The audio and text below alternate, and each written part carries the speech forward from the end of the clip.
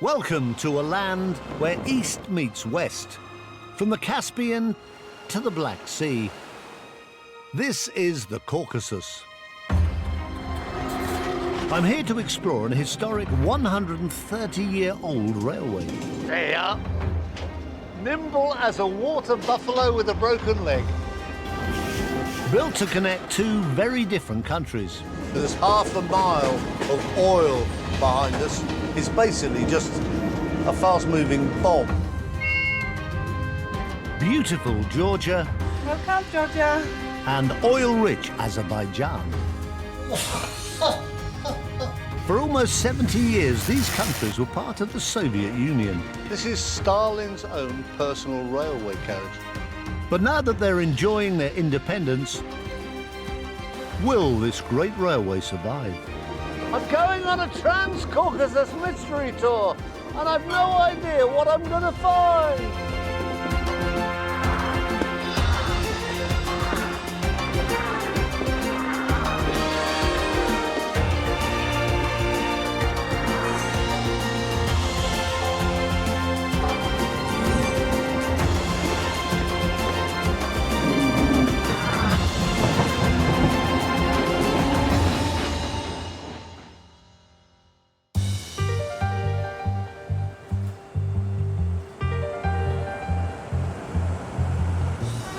I'm kicking off my Caucasian adventure in a place that kind of reminds me of home.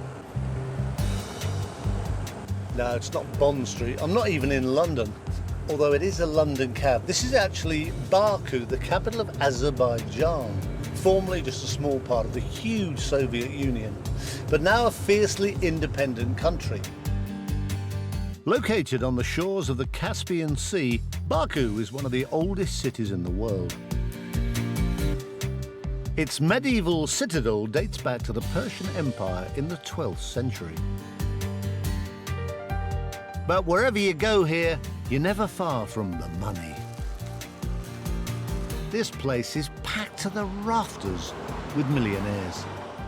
I've travelled nearly 6 times round the world making these programmes, and I've never seen any city as rich as this. Baku makes Monte Carlo look like Bar King. And all that wealth comes from one little 3-letter word, O-I-L.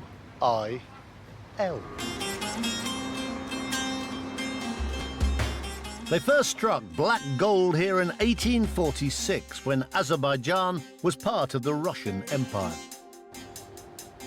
It soon became clear the region was awash with both oil and gas. Oh, look at that. This whole area is one vast pocket of natural gas. And when there are particular cracks in the rock, if there are any sparks, that's what you get, just pouring up out of the ground. And this particular fire was caused by a careless shepherd back in the 1950s, probably just chucking a match away or something. And it's been flaming like this ever since. To ship all the oil and gas around their empire, the Russians built a railway. The 1883 Transcaucasus Railway. Let's take a ride. Unfortunately, there are absolutely no signs at all. And my Azerbaijani is limited. Well, I have none. So how the hell do I know which of these is the one I need? Is this train going to Yevlak? Yes. Yes. Thank you. That's good. Thank you. So I think this is the right train. This is the sleeper. Hello. Cut that a bit fine. We're off. This is actually all right. It's not bad. It's not Orient Express, but it's not bad. Now I need sleeper number 4. 3, 4. I think that says, look, CT. See Chris Tarrant's Carriage. I think. Well, it's all right, isn't it? I mean, it's not exactly 5-star, but it's sort of AA1 spanner. It's all right.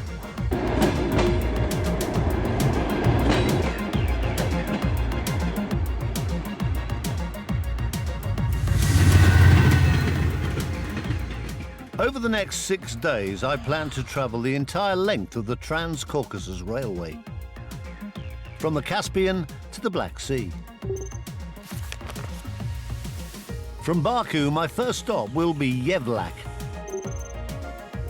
where I'm planning a road trip to explore a bit more of Azerbaijan, before I cross over into neighbouring Georgia and its capital, Tbilisi. From there, I'm going to leave the main line to explore an unusual mountain railway,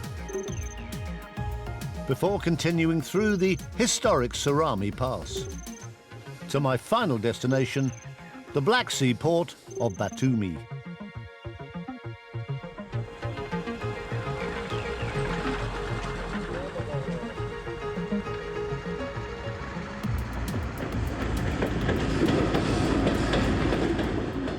This railway line would have been built by the Russians in about the 1880s, but mainly to transport oil rather than people. These lights here are the Sanga-Chal oil terminal, the biggest of its type in the world, and thousands of gallons of crude oil come in here every single day of the year from rigs way out there in the Caspian Sea. Now from here, they'll travel by rail up to Batumi. Since independence, Azerbaijan seems to have been enjoying its oil wealth. But this passenger train feels stuck back in the Soviet era. This is so Soviet. Look at the state of this, straight down onto the line. It's got those studs they have as well. They're supposedly to keep your cheeks studded in case the train's going downhill so you can't slip off. And look at this, little trickle. This is the water, that's all you're going to get. It's not going to be really enough for a wash, a shave, a shampoo and a cup of tea, is it? So, will the rest of Azerbaijan be stuck in a Soviet time warp? I've actually no idea, but tomorrow morning, I want to start finding out.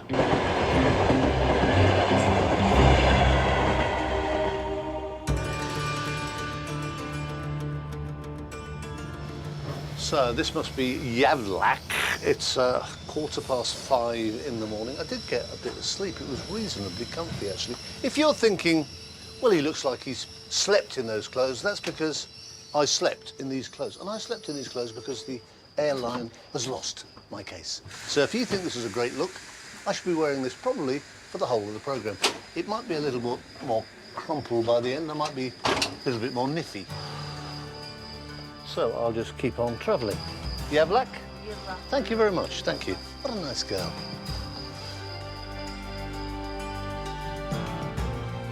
Day 2 in the Caucasus, and after the opulence of Baku, I'm going on an oil-themed road trip in the countryside. And maybe I'll find out how the other half live. Hello. Hello, Mr. Chris, for me? Yes. Ah, thank you. Well, it's still dark, but it's not great here, is it? It's a big difference from when we arrived in Azerbaijan, all that splendour, all that wealth. There's nothing much here at all. Of course, it might look better once the sun comes up. Yeah, well, maybe not. Well, this is pretty grim, isn't it? They did tell me this was here. I thought they were having a laugh. This was obviously once a magnificent building. It's actually an old pump house that's part of a much larger infrastructure project. The construction of the world's first long-distance petroleum pipeline. By 1890, the oil business was booming and the railway was already overcrowded. So the oil barons built a pipeline along its entire length to ship even more oil. It was hailed as a modern marvel when it opened in 1907 and kept operating right through much of the Soviet era.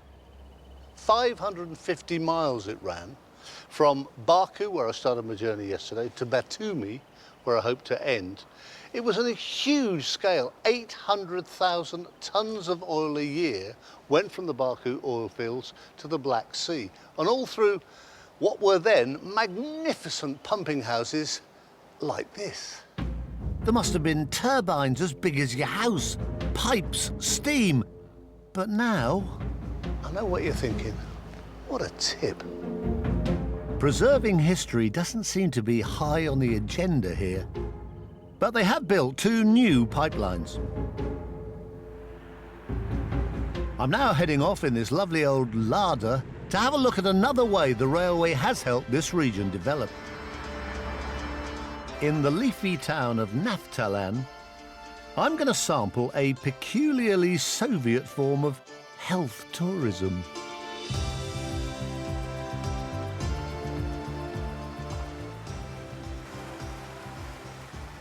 Cool. This is rather swish, isn't it? Look at all that marble. I feel a bit embarrassed parking my Lada outside here. This is the Chinar Hotel and Spa in Naftalan. People come here from all over the former Soviet Union for its health-giving properties. Same way that people in the 19th century would have gone in England to Bath or to Harrogate. They come here to relax, and they come here to bathe in, well, they don't come here to bathe in lovely spring, mineral, health-giving waters. They come here to bathe, they come here to bathe in something else.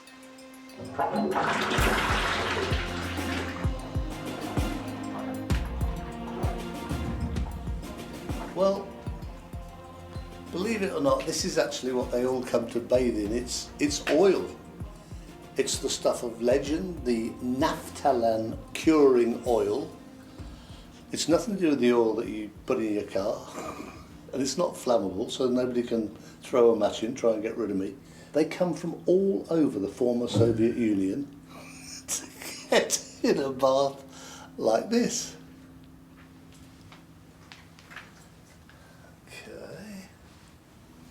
So you put your little toe in. Oh, it's quite deep. This is absolutely horrible. Oh, mind the cost of my cuticles.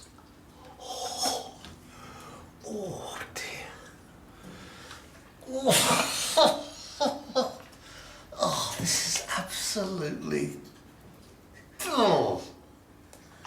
Ah, well, it's apparently very, very good for me. It's very good for me. And the other thing I love is that this stuff is so expensive that they don't waste a single drop. So when, hopefully quite soon, I get out, they will drain it right away. And basically later on today, somebody else will get it. So I've already got somebody else's, and later on somebody else will get mine.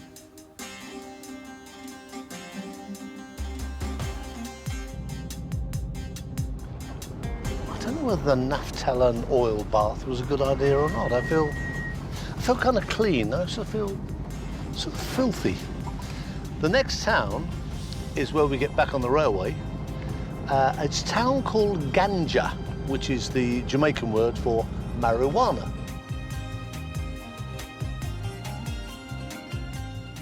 No sign of any Bob Marley fans, but plenty of happy-looking people. So this is Ganja, Azerbaijan's second largest city. I don't quite know what I expected, but it's a really nice place. Certainly by comparison with most former Soviet cities, it's a great place. Young and old, walking out, enjoying the last of the sun. Which I'm going to do as well in preparation for the earliest start to a day's filming I think I've ever had.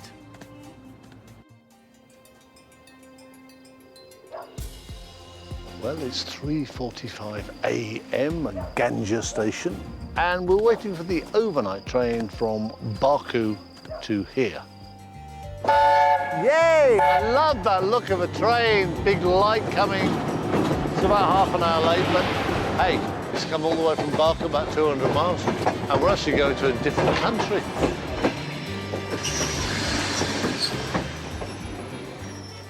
I think we're here. Hello, good morning. Good morning. Oh yes, you must keep that clean, very important. I don't speak English. Essential. Thank you. Oh, Just a moment, just a moment. what? I can't just stand here. What? Okay, welcome. It's all right now. Welcome, thank you.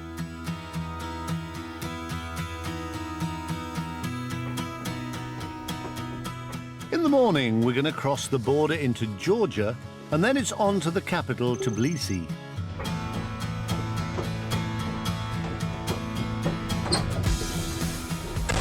But tonight, I'm back in the USSR.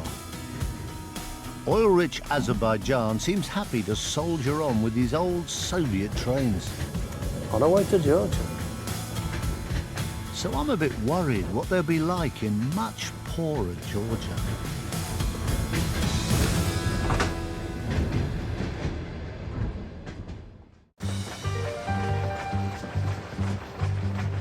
Upstate in the morning. We've just left Azerbaijan on our way through to Georgia. We've done the customs bit, which wasn't too painful.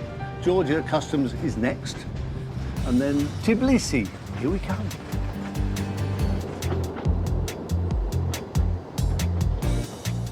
Passport, please. Okay. That's a nice uniform. You look very smart. Christopher John. Christopher John, that's me. Welcome, Georgia. Thank you. What a nice girl. I bet she'd beat you senseless as soon as looking at you.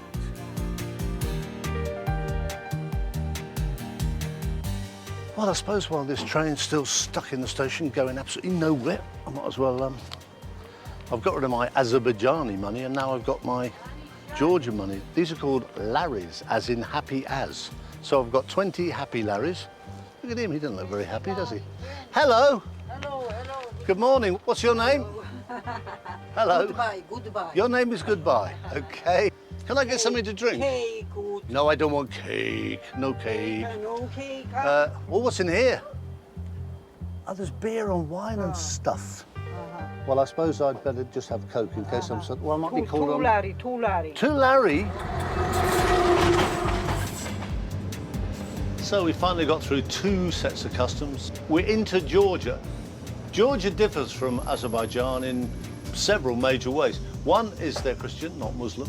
The other one, they've got no oil or gas. So they've got none of the wealth of Azerbaijan. I'm really intrigued to see how much that affects the people and, of course, how much it affects the railways. Ooh, quite a steep drop. Yay! Thank you very much. Nice lady. Well, here we are, Tbilisi, Georgia.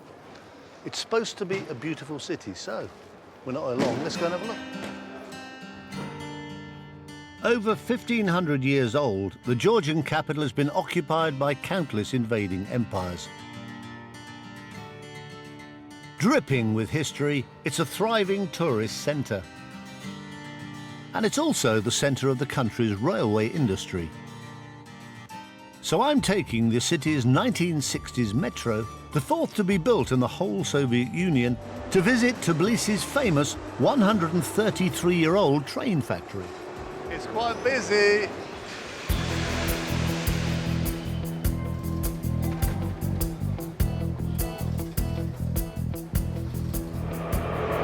It's the noisiest tube train in the world. It's also a little bit nippy. But then again, that could be me.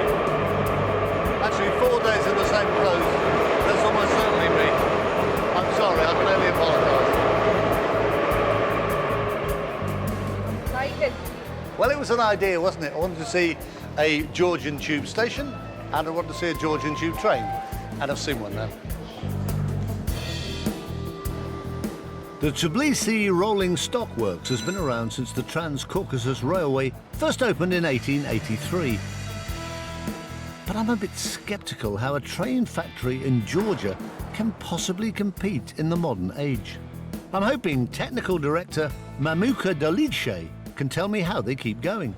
I think this is the biggest workshop I've ever seen anywhere in the world. What work are most of the people doing? ჩვენი ქართლის საქმიანობის ძირითადი სფეროს წარმოადგენს რკინიგზის მოძრავი შემადგენლობის შეკეთება და ახლის წარმოება. ამჟამადაც მიმდინარეობს სამუშაოები და ჩვენ გვაქვს სასომხეთის შეკვეთა, გვაქვს თბილისის მეტროპოლიტენის შეკვეთა, საქართველოს რკინიგზის შეკვეთას ვასრულებთ და ასევე ვასრულებთ ამჟამად გაფორმების პროცესშია ირანთან კონტრაქტი. While it all looks rather old school, they build trains for the whole region, including many former Soviet republics. So what about closer to home? What's the situation with railways in Georgia? რადგანაც საქართველო ტრანზიტული ქვეყანაა და ტერიტორიულად გეოგრაფიულად მდებარეობს აზიისა და ევროპის დამაკავშირებელ ცენტრალურ ხაზში, ამიტომ რკინიგზას აქვს უაღრესად დიდი დატვირთვა. ჩინეთიდან მაგალითად გემით ტრანსპორტირებას 45 დღე უნდებოდა, ეხლა 8 დღეში ჩამოდის მატარებელი. ამიტომ დროში საკმაოდ მოთხოვნადი გახდა რკინიგზის ტრანსპორტით ტვირთის გადაზიდვა. This place is really impressive. What is clear is that the Georgian railway system is still going very strong and actually has probably got a brighter future than ever. This rather lovely 100-year-old funicular railway is still going strong too. They did have a minor setback in the year 2000 when this very thick cable here snapped, throwing cars full of Japanese tourists down to the bottom of the hill at breakneck speed. But apparently it's been repaired. It's all fine now and we feel totally secure in their hands.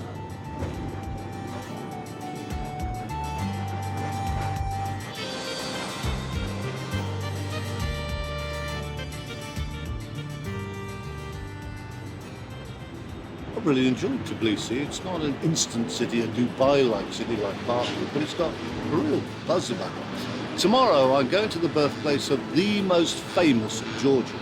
Well, make that infamous Georgian. He killed a lot of people, but he did really like trains.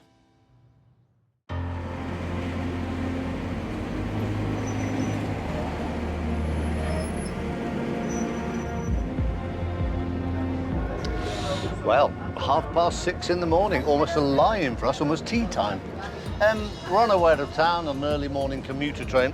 The only problem with this train is quite busy. I haven't actually yet found anywhere I can buy a ticket, so I could be nicked. My next leg on the Transcaucasus Railway is taking me 50 miles west to the city of Gory. It's a bit embarrassing. Apparently there is a ticket machine, it's on the train. So, 1 lari. Put it in, take a ticket. That's amazing. We're going about 50 miles. 1 lari is 30 pence. British Railways, have a listen. 30 pence for 50 miles, that's amazing. This is a nice, comfortable train, presumably a product of the Tbilisi Rolling Stock Company. Nice morning now, mountains, sun just beginning to come up. It's going to be a nice day. A nice day for some rather unsavoury sightseeing.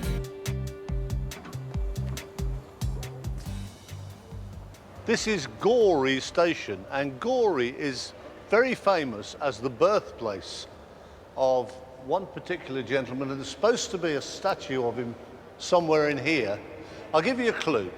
He ruled the Soviet Union from 1929 till he died in 1953, and he's, oh here we are, he's famous, well actually that's more infamous, for killing an estimated 20 million of his own people. He is of course Joseph Stalin. He's in there. But intriguingly, there's a sign here saying, for strangers, entry is prohibited. And what that kind of means is foreigners go away because we quite like our Uncle Joseph.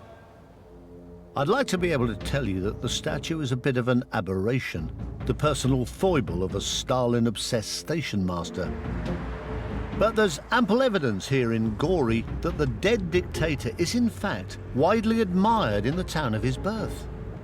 Oh look, there's an enormous picture of Stalin advertising the supermarket. There's something very weird about having a great big picture of Joseph Stalin over a supermarket. It's like having a picture of Adolf Hitler over Tesco's. But even weirder, there's a whole museum here dedicated to the sacred memory of Joseph Stalin.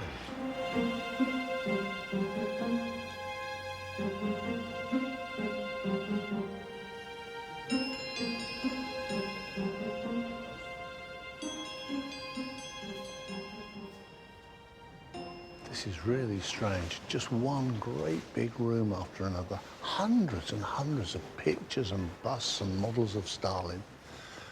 Uncle Joe, as the deluded communists call him, and not a hint anywhere that he was anything other than a lovable, kindly old gentleman who just loved kids. It freaks me out to be in a place where you're cordially invited to gaze admiringly at a mass murderer's death mask. But monster as he was, I will concede that Stalin did have one small thing in his favour. He was a great believer in railways.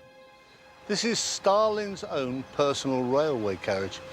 It weighs 83 ton. That's some steel armour plating. Not that he had any enemies, but that's twice as much as the weight of an ordinary railway carriage. And he used it before and after World War II, particularly from 1941 onwards to 1945, travelling to international conferences, and of course the big one at Yalta, when Stalin, Churchill and Roosevelt shaped the future of the whole world. Let's go and have a look. Something quite unnerving about this place. That's the kitchen. I presume they cooked up vast, gargantuan feasts for him. All sorts of gubbins in here. Obviously communications would have been very important, radio. There's now 2 separate suites of small bedrooms, not for guests, because nobody would want to stay here overnight in case he didn't wake up in the morning. These are all for his bodyguards, apparently. Then here, there's a tiny little lavatory with very low seats. This is Stalin's own private bedroom with a writing desk. You can just imagine him sitting there writing out last-minute death warrants. And this is our main conference room, I suppose. And he would have sat here, probably here, with whichever of his loyal followers he had at the time and plotted God knows what unspeakable evil. I feel there's something very unpleasant about just thinking about him being here. I need some fresh air.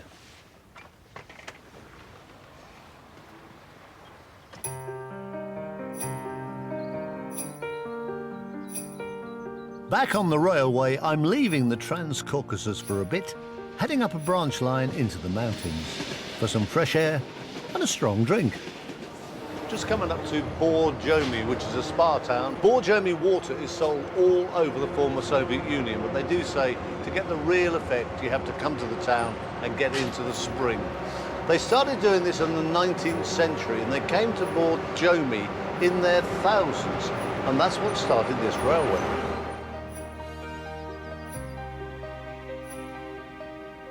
In that pagoda is one of the most famous springs in the whole of the Caucasus. It dates back to 1829, when a regiment of Georgian soldiers stayed here, and the officer in charge for years had had acute stomach cramps, and he found over a few days of drinking from the spring water here that he seemed to be completely cured. Hello, my good woman. Could I have a glass of your fine, life-giving elixir, please? Thank you.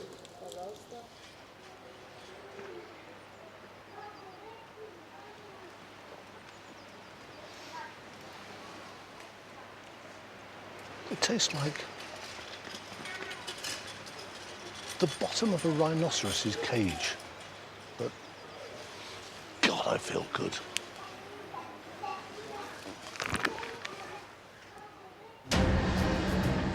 Borjomi's miraculous water made it fashionable with toffs as well as the hoi polloi. Members of the mighty Romanov Dynasty, which ruled the Russian Empire for centuries, took their summer holidays here in the Likhany Palace. Built by Grand Duke Nicholas Mikhailovich Romanov. Grand Duke Nicholas seemed to be a good bloke, but that didn't cut any ice with the revolutionaries who seized power in Moscow in 1917. Setting the precedent for the next 70 years, they shot him. But the Romanov family did leave behind something rather special. The Borjomi Mountain Railway.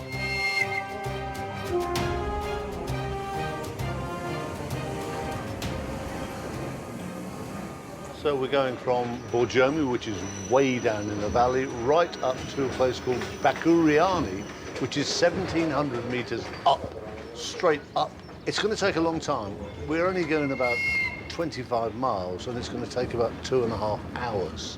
But the view should be fabulous.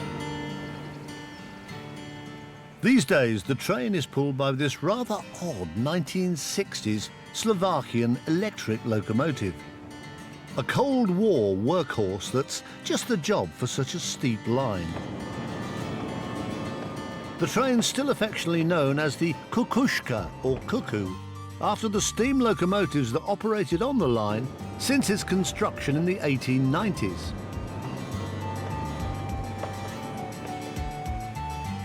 It must have cost the Romanovs a pretty penny for what was essentially a private railway to take their guests up for some mountain air or to hunt in their private game reserve.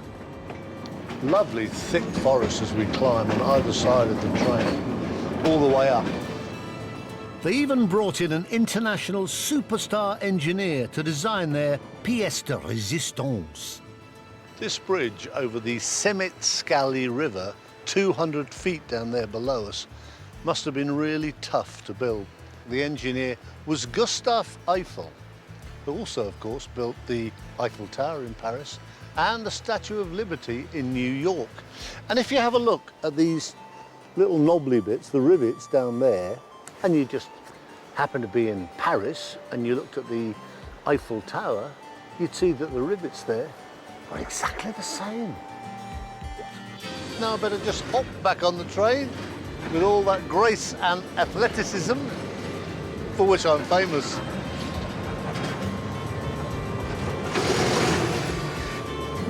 There you are. Nimble as a water buffalo with a broken leg.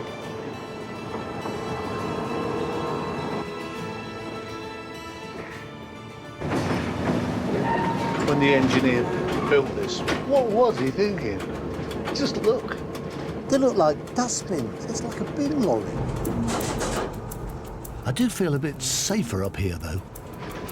Is it me or do the passenger coaches behind keep bouncing at an alarming angle, like any second now they're going to fall off? They don't look great. It's all a little odd, but I think it's great they've actually kept this wonderful old railway running. Oh, nice. So here we are. Bakuriani. Sounds like a curry. Took a bit longer than we thought. It's about 3.5 hours, but beautiful journey. I haven't really got time to hang about. I've got about a 30-mile drive now to meet a lady.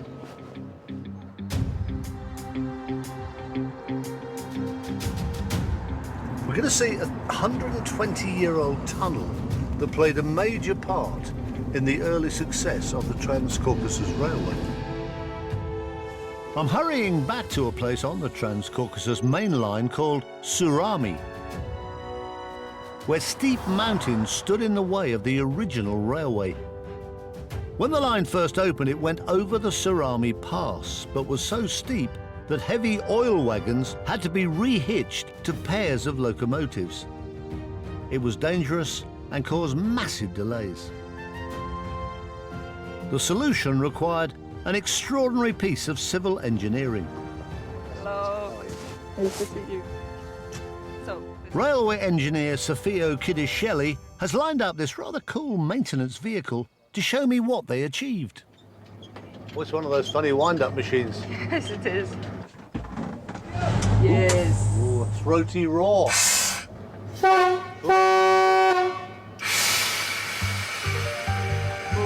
And the line is ours. To unlock the bottleneck at Surami, they had to build one of the longest tunnels that had ever been built.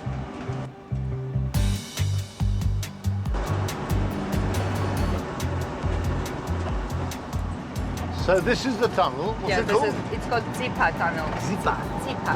So 1886 to 1890, so it took 4 years. 4 years. So was it tough? Was it hard going? Yeah, it was very tough to. And was it just old-fashioned, you know, picks and shovels and yes, dynamite? absolutely. So dangerous.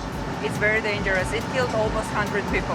Yeah. That's awful. Yeah, I know. This had better be worth me seeing, you know, Yes. whatever this absolutely. mystery thing is. Time for a closer look. This way.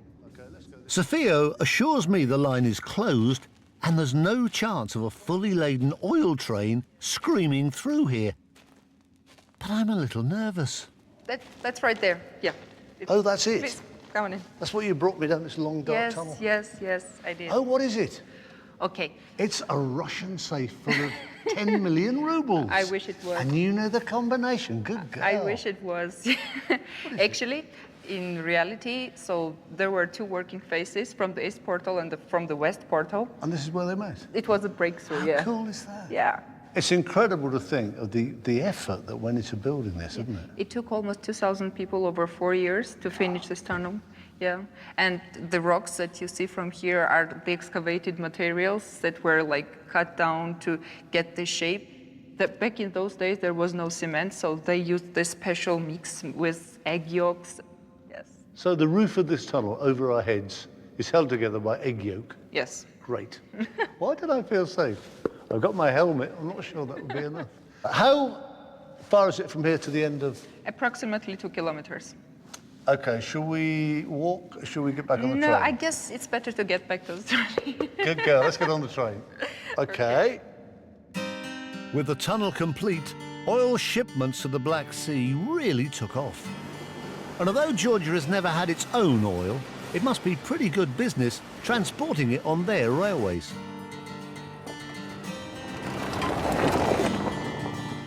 The Georgian engineers may make great tunnels, but they don't make great roads. This is a really bumpy road on the way home. Tomorrow, we're on a freight train full of oil. So that'll be exciting. Wish me luck.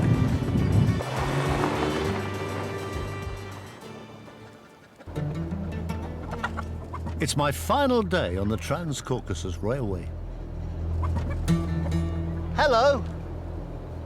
Oh, why do I always have to do this, lark? Oh, it's quite steep. Morning. Okay. Good morning. Chris? It's the strong, silent type. Finally, I'm getting to experience the reason this whole line was built.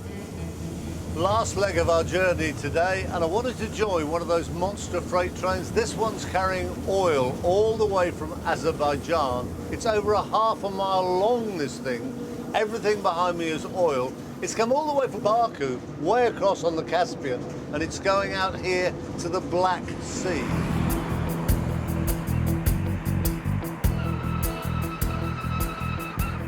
We're heading 60 miles down to a place called Uriki, where I hope to catch my final train to Batumi.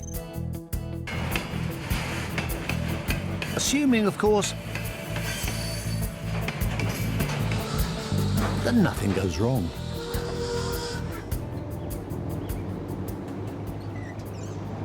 In case you're wondering, we've stopped. We're waiting for a passenger train to go by. When that's clear, we can carry on. It's quite weird because this stuff behind us is worth so much money, and freight to this country is so much more important. But here, the passenger trains still go first. They are quite a bit faster, of course.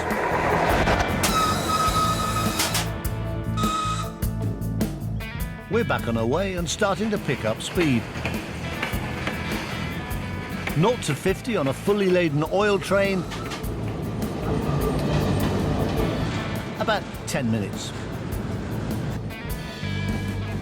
Do you think they'll mind if I have a look around?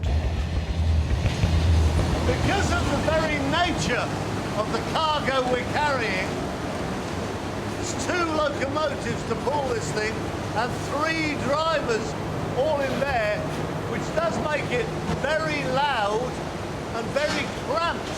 Now, they do promise me that somewhere back here there's a lovely quiet area, but there's no sign of it yet. And I don't like the look of this bit. It's bloody dangerous. Oh, good. If anything, it's even louder in here. Whoa. There's all sorts of, oh, I don't know, compressors and generators, hydraulics. But then when you get past this bit, because this is part of the second locomotive. I think it's supposed to be lovely and quiet, but there's no sign yet. It is amazing. You never realise when you see a goods train going through that there's all this sort of stuff behind you. This is really nice. It's the quiet room. This is actually obviously the cab of the second locomotive. What happens if I... No, don't. I'm not going to touch it. If I press the wrong button, I could actually uncouple the entire train. I'm enjoying the journey, but I do have some niggling concerns. This cargo we're carrying, this great long train of oil, is basically just a fast-moving bomb. Somebody worked out if one of these trains exploded, it would be the equivalent of the atom bomb landing on Hiroshima. And with this massive weight anyway, these big trucks just can't stop anything on the line. They just squash it. I was very glad to see that nobody in the crew is smoking. So there you have it, another $1 million or so into the Azerbaijani oil barons' coffers, and another few thousand for Georgian railways. Safe travels. Safe travels to all of us. That was good, actually, but I think there's a lot to be said for a nice, cosy passenger train. I've been pretty impressed with the trains here in Georgia. Let's see what this final leg has in store. I've a feeling it could get even better. Here she comes now. This is one of those new Swiss ones. They're double-decker. There's 4 of these now in Georgia. They've introduced them in the last year or so. Look at that. That's going to be such a good trip. Look at this, really smart. Just pop upstairs into business class, I think. How nice is this? It's like an airplane, isn't it? It's really neat. God, it's perfect. All the way to the seaside.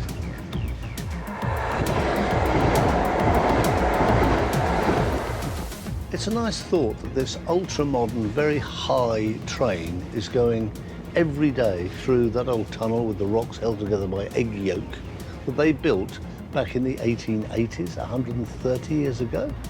These Swiss trains will soon be running the length of the Transcaucasus. When the Soviet Union ended in the 1990s, it could have all gone horribly wrong, but it hasn't. And it's not just about oil, especially here in Georgia. There's a real love of the railways, and they're part of everyday life. Thank you. Thank you very much. Oh, it's good. I love it. Batumi, right by the Black Sea. We've come right from the other side, over 500 miles from the oil fields of the Caspian Sea in Azerbaijan. The two countries couldn't be more different in so many ways, and yet they really do seem to get on. And I think a lot of that is because of the Transcaucasus Railway. It was built to connect east and west, and it's still doing just that.